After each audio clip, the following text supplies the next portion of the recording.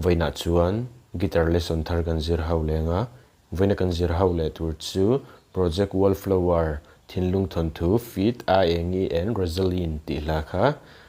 guitara Perhdan kan zir hawang o helai standard chun F in la a ke po hi fifth fret karon bu chun C in kan na chian o asanga F minor kan mangtela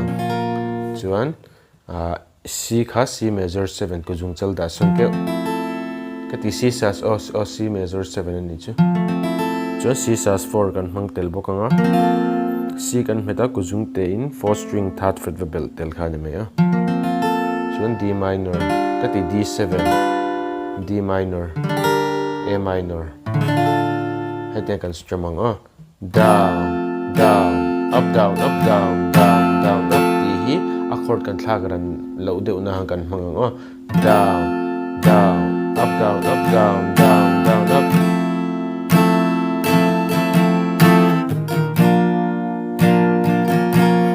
chord kan thlagaran na khan